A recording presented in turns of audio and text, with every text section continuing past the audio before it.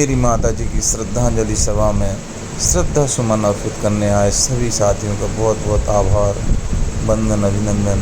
इसी प्रकार मेरे परिवार पर सदा आप लोग आशीर्वाद बनाए रखें। जय भीम,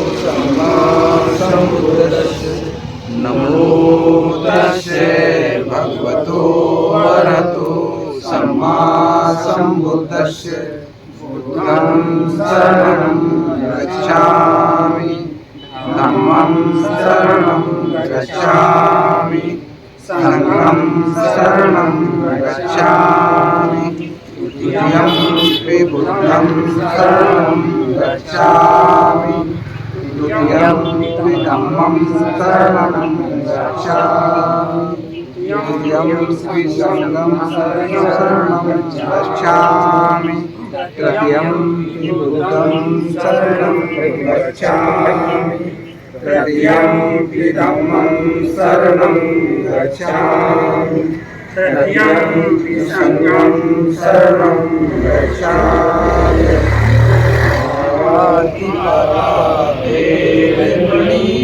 शिक्षापदं समादयामि,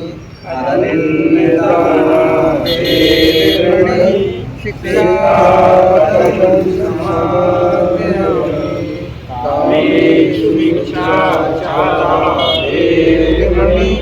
शिक्षापदं समादयामि, मिथ्यावादारेण शिक्षापदं समादयामि, स्वरामेण ममायमानमेण शिक्षापदं समादयामि। साधु साधु साधु।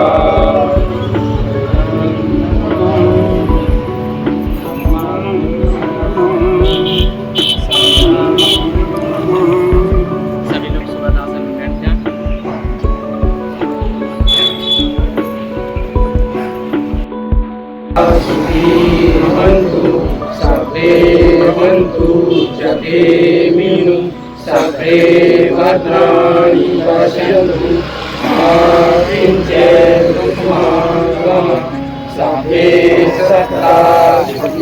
भवन्तु सर्वे भवन्तु जगेमिनु सर्वे भद्राणि पश्यन्तु मा किञ्चित् दुःखमागम सर्वे सत्ता सुखी भवन्तु सर्वे भवन्तु जगेमिनु सर्वे भद्राणि पश्यन्तु मा किञ्चित् दुःखमागम।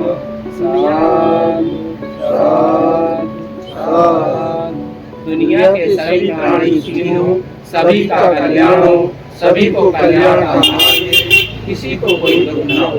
दुनिया के सभी प्राणी सुखी हो, सभी का कल्याण हो, सभी को कल्याण का मार्ग दे, किसी को कोई दुख न हो। दुनिया के सभी प्राणी सुखी हो, सभी का कल्याण हो, सभी को कल्याण का मार्ग दे, किसी को कोई दुख न हो।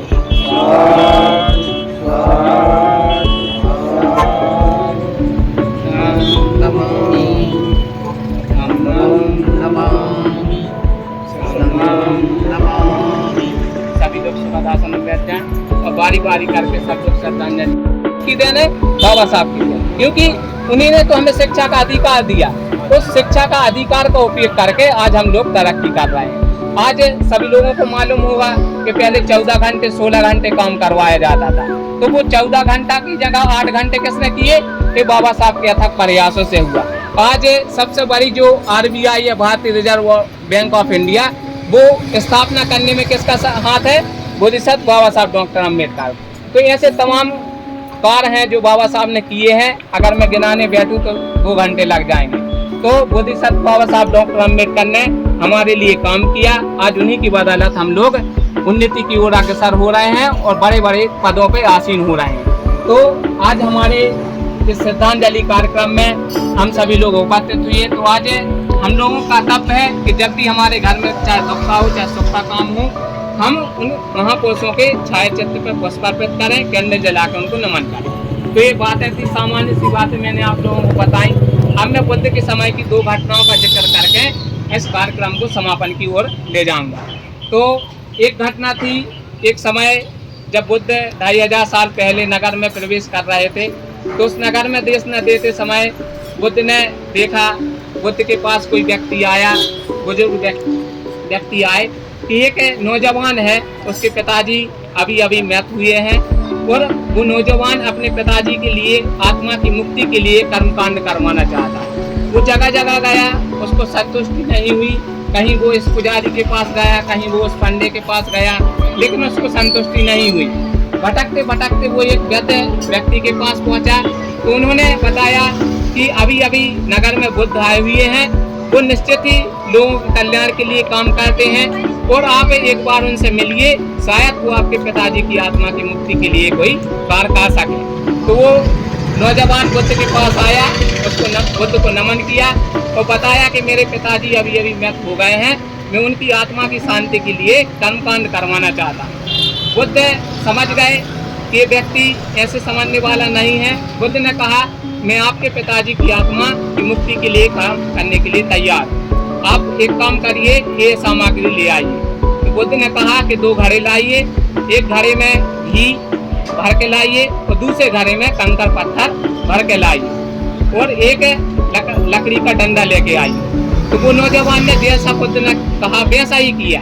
वो 2 घड़ा ले आया और एक लकड़ी का डंडा ले आया। बुद्ध ने कहा, एक काम करो, इस दोनों घड़ों को लेके आप नदी में प्रवेश करिए। तो वो नौजवान दोनों घड़ों को लेके नदी में गया और जैसे ही वो गया तो उसने बुद्ध ने कहा कि इन दोनों घड़ों को पानी में छोड़ दीजिए और उस लकड़ी के डंडे से दोनों घड़ों को फोड़ दीजिए। तो उस नौजवान ने जैसा बुद्ध ने कहा वैसा ही किया। तो स्वाभाविक सी बात है, आप सभी लोग जानते होंगे कि घी का स्वभाव है वो तो पानी के ऊपर आएगा ही, और पत्थर का जो स्वभाव है वो पत्थर तो पानी के नीचे ही जाएंगे, स्वाभाविक सी बात है। तो वो घी है जो पानी के ऊपर आ गया और पत्थर है जो वो नीचे चले गए। अब बुद्ध ने कहा उस नौजवान से, अब आप बाहर आ जाइए। तो वो बाहर आया और जैसे ही वो बाहर आया तो बुद्ध ने कहा कि हे श्रमण, आपके पिताजी ने जीवन काल में जितने अच्छे काम किए होंगे, तो जैसे घी पानी के ऊपर तैर रहा है, ऐसे आपके पिताजी के गुण संसार में घूमेंगे, लोगों को प्रकाशित करेंगे कि फलाने व्यक्ति ने, आपके पिताजी ने बहुत अच्छा काम किया। और जैसे पत्थर है, अगर आपके पिताजी ने जीवन में कुछ बुरे काम किए होंगे, कुछ गलत काम किया होगा, तो ये पत्थर के समान पानी में नीचे चले जाएंगे। तो उस नौजवान की आंखें खुल गई और उसने जाना कि इस संसार में जो कुछ है वो जीते जी है, मरने के बाद कुछ नहीं है। इसलिए हमें अपने जीवन में काल में अच्छे काम करने चाहिए, लोगों की भलाई के लिए काम करना चाहिए, लोगों को अच्छा मार्ग बताने चाहिए, लोगों की जितनी सहायता बने वो सहायता करना चाहिए, क्योंकि जो कुछ भी है वो हमारे जीते जी है, मरने के बाद कुछ नहीं है। ऐसे ही बुद्ध के समय की एक घटना है। एक नगर था, उस नगर में एक श्रेष्ठी था। उस नगर में एक किसा गोतनी नाम की महिला विवाह थी। उसका विवाह नगर की एक श्रेष्ठ धनवान से हुआ और विवाह होने के कुछ समय बाद एक पुत्र का जन्म हुआ। उस पुत्र का जन्म होते ही छोटी सी अवस्था में ही उसको सांप ने डस लिया। उसको सांप ने डस लिया तो वो मृत हो गया। अब वो उस महिला को उस पुत्र के जाने से इतना दुख हुआ कि वो पागल सी हो गई। कुछ लोगों ने कहा ये पागल हो गई है, ये इधर उधर घूमती रहती है। तो जगह जगह उसने कोई कर्मकांड करवाया, किसी को दिखाया कि हमारे पुत्र को जीवित कर दे। तो ऐसे ही घूमते घूमती वो कहाँ पहुंची? बुद्ध के पास पहुंची और बुद्ध को नमन किया और कहा कि मेरे पुत्र को सांप ने डस लिया है, आप कृपया करके मेरे पुत्र को जीवित कर दें, तो इसके लिए आपकी बड़ी मेहरबानी हो। तो बुद्ध ने कहा कि ठीक है, मैं आपके पुत्र को जीवित कर दूंगा, लेकिन उसके लिए आपको मेरी एक शर्त माननी पड़ेगी। तो उस महिला ने कहा कि बताइए आपकी क्या शर्त है, मैं उस शर्त को पूरा करूंगी। तो बुद्ध ने कहा आप एक घर में जाइए और एक घर से एक गेहूं के ऐसे दाने लाइए, इस घर से जिस घर में कभी किसी व्यक्ति की मृत्यु न हुई।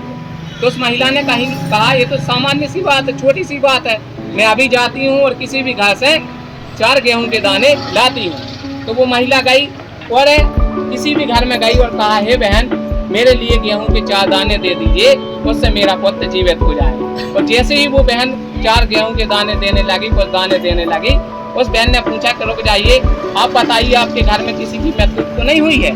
तो उस महिला ने कहा कैसी बात करती हो बहन, अभी अभी तो मेरे घर में पुत्र की मृत्यु हुई है। तो उसने कहा हमें नहीं चाहिए। तो वो फिर दूसरे घर गई, तीसरे घर गई, चौथे घर गई, ऐसे ऐसे करके पूरे नगर में घूमती रह गई। और घूमते घूमते हर घर से उसको यही सुनने में मिला कि किसी का पुत्र खत्म हो गया, किसी का भाई खत्म हो गया, किसी का पति खत्म हो गया, किसी के पिताजी खत्म हो गए। आखिरकार वो महिला निराश होकर बुद्ध के पास आई और बुद्ध से कहा कि इस नगर में ऐसा कोई घर नहीं है जहाँ किसी ना किसी की मृत्यु न हुई हो। तो बुद्ध ने समझाया कि संसार अनित्य है, इस संसार में जिसका जन्म हुआ है उसका मरना निश्चित है। तो उस महिला की आंखें खुल गई और आखिरकार में वो एक भिक्षुनी बनी और भिक्षुनी